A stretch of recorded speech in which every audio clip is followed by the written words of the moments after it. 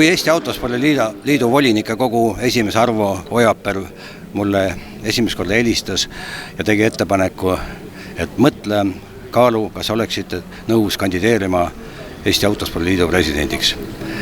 Loomulikult oli see esmane ehmatus, sest ma ei ole mitte kunagi unistanud sellest ametkohast ega mõelnud, et ma võiksin ka kandideerida ja väga mitmetel sellistel pragmaatilistel põhjustel. Aga veidi hiljem helistas Oleg Gross, mõlemad on ju Autospordiliidu sellised juhtfiguurid ja rääkis tegelikult ära, et sinu pagas, võidusõitjana, omaaegne pagas, siis võistluste organisaatorina, Autospordiliidu juhatuse liikmena, noorte kasvatajatena ja siis ka lisaks veel Eesti Kardiliidu, Eesti Spordiliidu presidendina olles ametis, et kui need asjad kõik kokku panna ja ka minu tööalane taust ja kogemused, et see on selline ametkoht, see on esindusfunktsioon, kuid et Toivo, et sa võiksid olla just nimelt see mees, kes esindab meid sellisel määral, nagu me ootame.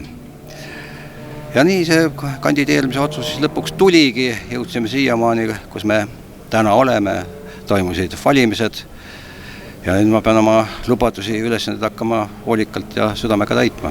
Tegelikult Eesti Autospordiliit ei tähenda seda, et hallatakse autosporti. See on ju kogu autondus Eestis. See on noorte kasvatamine, laste kasvatamine, see on liiklusohutus, see on uued tehnika, tehnoloogiad, kõik, mis tulevad tänavatele.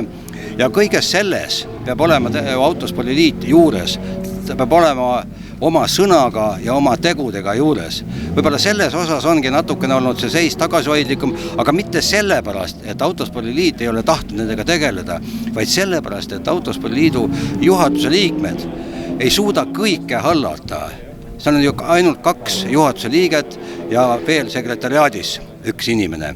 Et igapäevast tööd on nii palju ja mina leian, et presidendi roll on ka selles, et nüüd kaasa rääkida nendel teemadel ja kaasa aidata koostööle näiteks Maanteeametiga, on ta siis Majandus-kommunikatsiooniministeeriumiga, Siseministeeriumi, Kultuuriministeeriumiga ja ka Riigikoguga. Et see töö on vaja ära teha, et see on ka presidendi üks osa.